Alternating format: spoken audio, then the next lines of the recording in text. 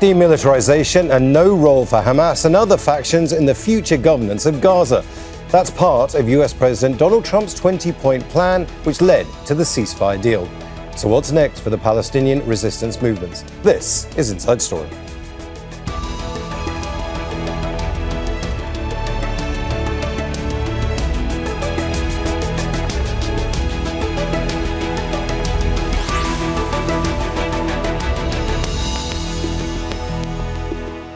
Hello and welcome to the programme. I'm Imran Khan. US President Donald Trump's 20-point plan for Gaza means there's no future role for Hamas and other armed factions in governing the Strip. Palestinian resistance movements have fought the occupation since their lands were first taken by Israeli and Zionist settlers. But decades since what the Palestinians call the Nakba, or the catastrophe, illegal occupation and violent Israeli oppression have intensified in both the occupied West Bank and in Gaza with the war and the genocide. In history, armed groups, including Israeli Zionists, have transitioned into politics, like the ANC in South Africa, the Kosovo Liberation Army and the IRA in Ireland. So what's next for the Palestine resistance movements? And what lessons can be learned from other conflicts? And what happens if there's no meaningful political pathway for Palestinians and the new generation who have endured Israel's occupation and genocide? We'll discuss all of this with our guests shortly. But first, this report from Ferdy Akar. An uneasy peace in Gaza as the US brokered ceasefire takes hold. The deal to end fighting also demands Hamas completely disarm, under a yet-to-be-agreed framework, and effectively disband forever. During such an apparent power vacuum, the Gaza Strip is meant to be governed by technocrats and only handed over to the Palestinian Authority that governs the occupied West Bank if and when it goes through mandated reforms. The deal leaves the future of Palestinian representation and resistance as uncertain as it's ever been. Since the collapse of the Oslo peace process in late 2000, Israel has always sought to portray any armed resistance by Palestinians as illegitimate. Yet, the right to resist foreign occupation and pursue self-determination is enshrined in international law. And around the world, many armed groups have evolved to become mainstream political organisations. 3 decades of conflict ended in Northern Ireland with a 1998 peace deal that saw the political wing of the Irish Republican Army, Sinn Féin, enter the power-sharing Northern Ireland executive. The party is now the largest in the region's parliament, is Ireland's main opposition party, and also holds seats in the UK's parliament in Westminster, which it boycotts. And in South Africa, the African National Congress that fought an armed struggle against the apartheid regime has been in government since 1994. For decades, Western powers adopted the apartheid government's stance that the ANC was a terrorist organisation. When Nelson Mandela, the first president of South Africa to be elected in a fully representative democracy, died in 2013, Western leaders flocked to his funeral, hailing him as a liberator. "I am not a saint," he said, "unless you think of a saint as a sinner who keeps on trying." Yet, unlike Northern Ireland, where adversaries eventually negotiated a political compromise, Palestinians face a far-right Israeli government, vehemently opposed to concessions and the creation of a Palestinian state. And unlike the former apartheid government in South Africa, Western allies continue to support and arm Israel, despite its illegal occupation and settlements in the West Bank and the genocide in Gaza. The final stage of the US 20-point peace plan aims to establish talks between Israel and Palestinians on how to achieve a peaceful coexistence. But the conditions that made peace possible in other conflicts are not present in this one, and the outcome is more unpredictable. Ferdy Akar, Al Jazeera for Inside Story.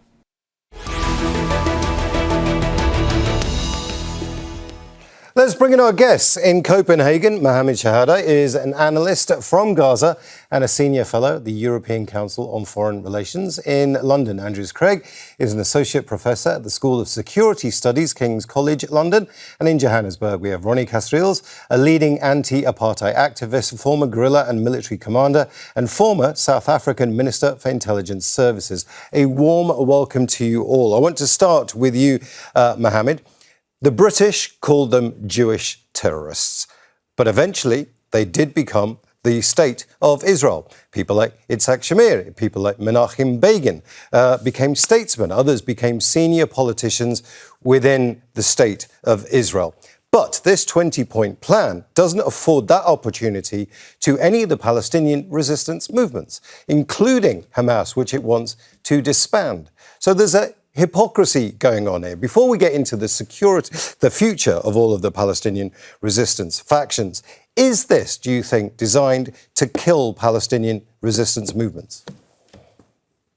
Yes, absolutely. There are two things that are here catastrophically wrong. Number one is the policy of choosing partners, conferring legitimacy on the people that Western powers like and denying it to others that they don't like.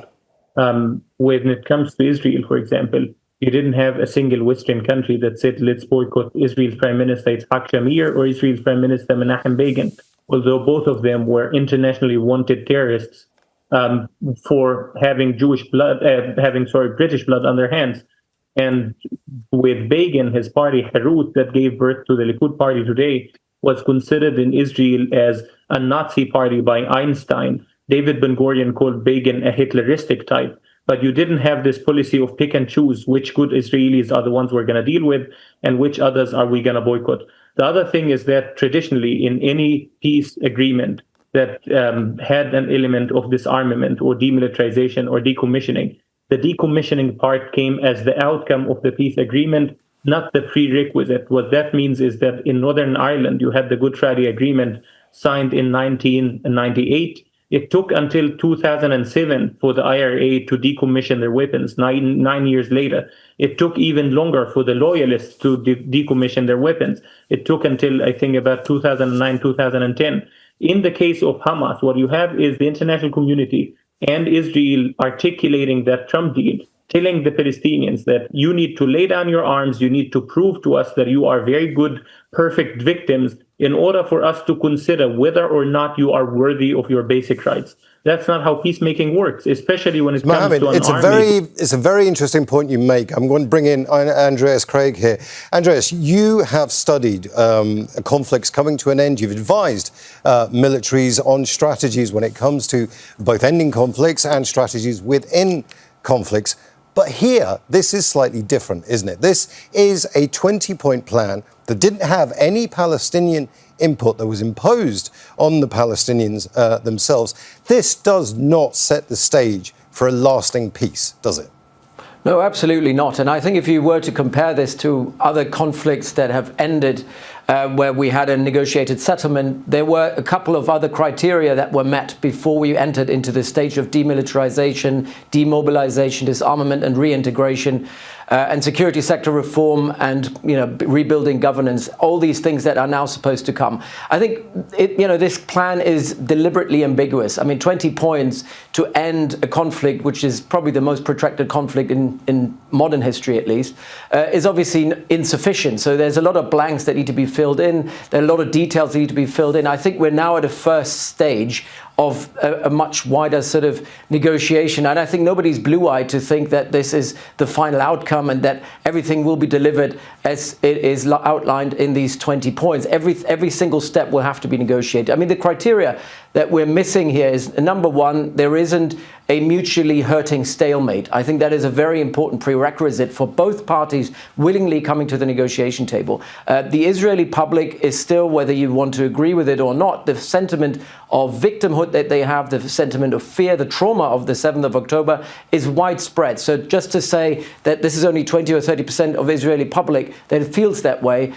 is kind of underestimating how Israelis feel about it. And the majority of Israelis don't want peace. They don't want a Palestinian state. The second thing is we don't have leadership on both sides, certainly not on the Israeli side, where there is very clear that even if Netanyahu was not to be re-elected, anyone else who's coming will probably go down on the same trajectory. On the Palestinian side, we have a legitimacy issue as well. I mean, we need elections. We need to have a leadership that can actually represent the Palestinian people. The third element is that we have not an international community that actually can guarantee that whatever is agreed at the negotiation table will be adhered to. And we need people to twist arms. And I'm not sure Trump is the guy who will have the sort of strategic patience to keep on twisting arms, particularly of Netanyahu, to deliver on this. And finally, we have a lot of spoilers, extreme extremists on both sides who are unwilling to, just concede and are outside of that Venn diagram that has been created over the last couple of weeks. So I think we need to be a bit more patient as we move into the next phase. Let's bring in Ronnie here and the lesson from South Africa. Extremists on both sides is what Andreas said. There was at one point where no one thought apartheid would end. No one thought that there would be something called a Truth and Reconciliation Commission in South Africa. No one thought there would be elections in South Africa that were representative. All of those things happened eventually, but the conditions were there. The conditions aren't right, do you think, with the Palestinians and the Israelis? And what can they do? What lessons can they take from South Africa to get to that point? Yes, it's very far from that stage, totally. It's colonial, imperialist imposition on the Palestinian people at the point of the gun. And we've seen what that's really meant in terms of genocide, ethnic cleansing, and so on. It's an imposition, and the Palestinians have had to react in a way to move forward. In South Africa, so they forced into this do or die, and they've got no real choice. So it's an extreme. It's not real. In South Africa, the situation had reached the stage where the regime was forced to concede and to turn to some solution after huge delays and refusal for real negotiation. So what we had when it came to the point of the breakthrough was the strength of the people on the ground, the fact of the international community at that time adhering to United Nations positions and sanctions, the BDS movement reinforcing the struggle of the people of South Africa, and the regime could not just continue. The problem in relation to the Palestinian situation is that the arch-imperialist, the USA, is fully behind the illegal apartheid Israeli Zionist and colonial settle regime. And Ronnie, I'm going to come back to that. Point. I'm going to come back to this point with you in just a second, Ronnie, because I want to put it to our other guests as well. Palestine stands alone in the world, Mohammed. It doesn't have the kind of backing that it needs, simply because, as Ronnie pointed out, as we all know, the US is its effective lawyer when it comes to all of that. But even in this 20-point plan, there was no Palestinian consultation. There was no Palestinians involved in drafting this. And that's being laid bare as the plan unfolds, do you think? Absolutely. I think there were also no American civil servants consulted in this. It's the way that things are done in the White House at the moment under President Trump is basically, it's all about their gut feeling, their intuition. They think that they can run this as a business stunt. So it was basically Jared Kushner, Steve Witkoff, Tony Blair, and Trump cooking together this plan. And basically you had Arab countries that tried to add their input to it. The earlier version of the plan was somewhat okay. It was terrible in many aspects, but it could have been lived with. It spoke not of demilitarization or disarmament. It spoke of decommissioning Hamas's offensive weaponry only. Offensive means the rockets. And Hamas already doesn't have any of these left. So basically it would have been very easy to live by this.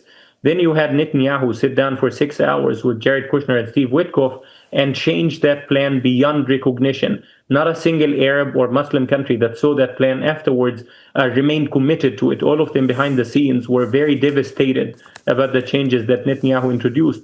And they were introduced on purpose to be a non-starter for any Palestinian to accept, to say yes to this plan. That's why you ended up with a Hamas response that said, yes, We welcome the Trump plan's element on ending the war, ending the genocide. We welcome it on the idea of withdrawal from Gaza and the prisoner swap. The rest of the plan we can deal with later as a Palestinian national movement, not as Hamas on its own, which was a clever way of deferring and delaying the problematic parts of the plan and hoping that Arab countries, Turkey as well, might be able to talk some sense Mohammed, to the Trump White House. let's talk about those problematic, as you describe them, parts of the plan. Andreas, is this 20-point plan designed to fail and fail in Israel's favour? As it stands right now, it's not a plan for peace. It's a dictate. And it's a dictate, as Mohammed just rightly said, that was kind of pushed down the throat of Hamas negotiators, and there wasn't a way out. I think Arab and Muslim countries have realized, and Qatar as a mediator as well, they realized that we need to now get to a stage of a ceasefire first. That was the primary goal of this, and then obviously exchange of hostages.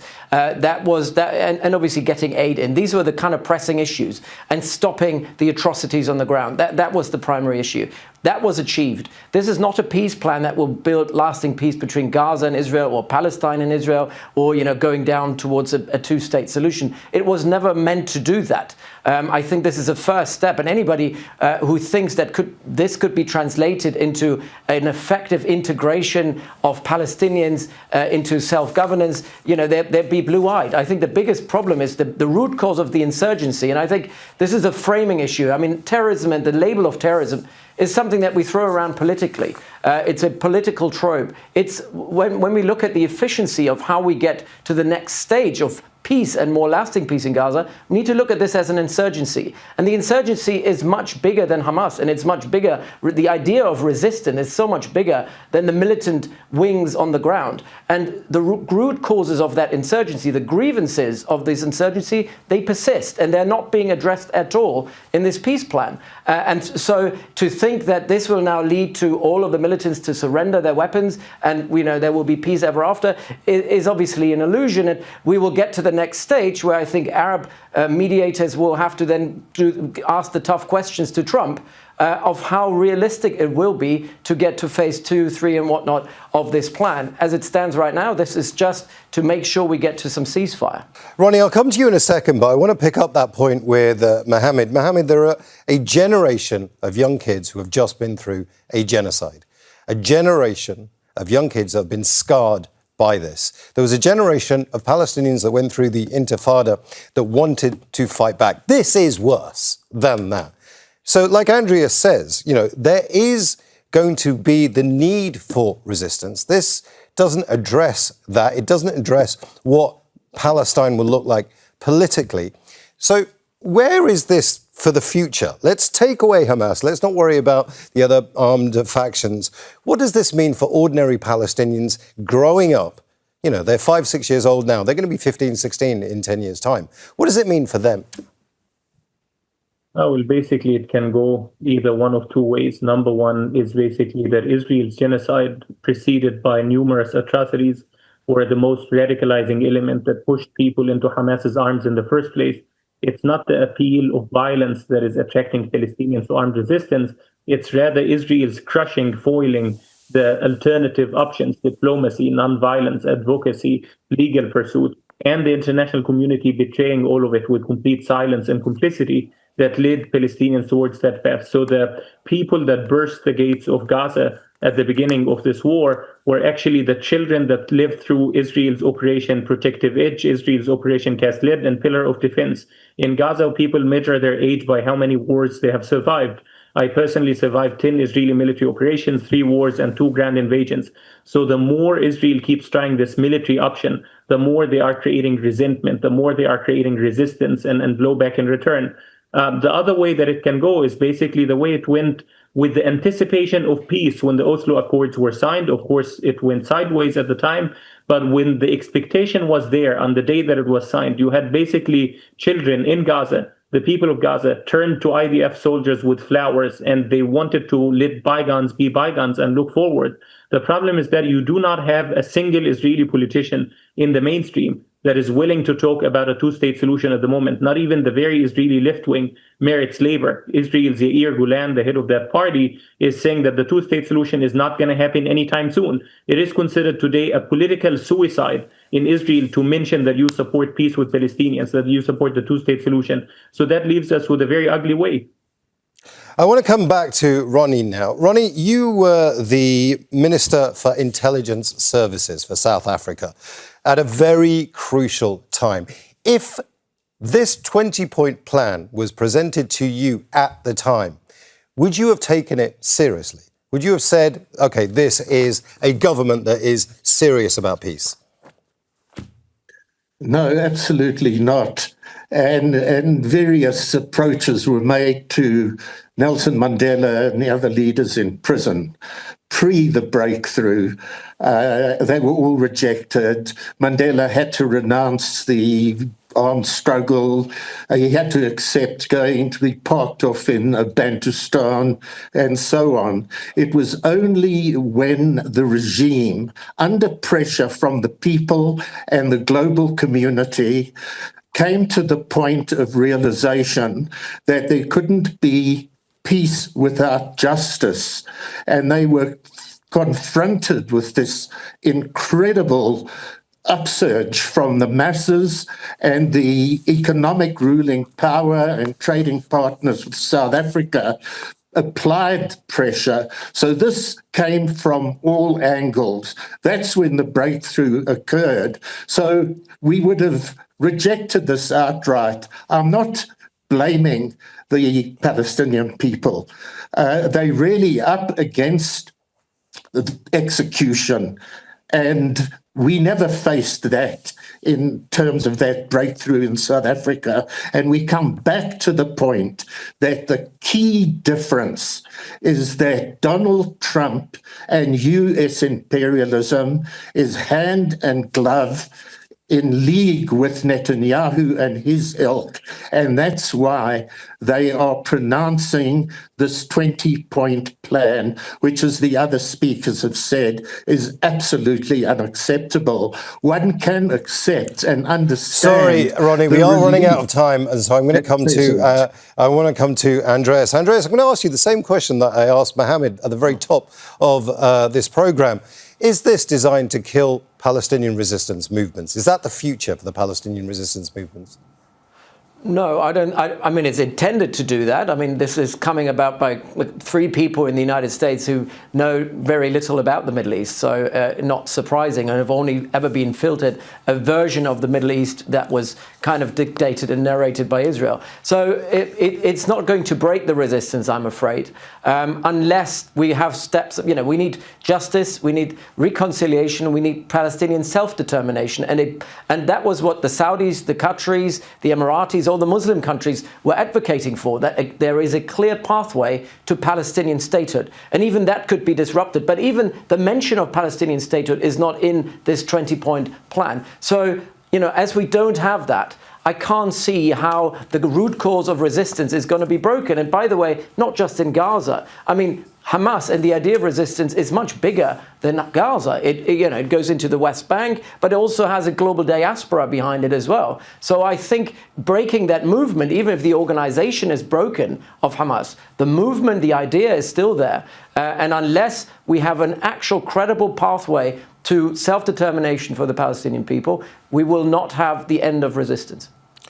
Mohammed, the language used by the 20-point plan is the United States will establish a dialogue between Israel and the Palestinians to agree on a political horizon for peaceful and prosperous coexistence. That is not the language of either lawyers. That's not the language, as you pointed out earlier, of civil servants. This is language that's easily not adhered to because it's frankly wishy-washy.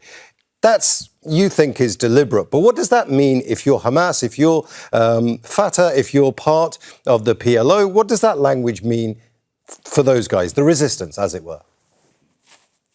Well, as you said, the language is completely meaningless. It's supposed to be there to sort of like woo Arab audiences, especially the Abraham Accords crowd, into believing that this plan is offering something while offering absolutely nothing. I've heard from Arab mediators describing this plan as neither a plan nor a framework. They said it's a political performance meant to further legitimize Israel's violence, structural violence against Palestinians.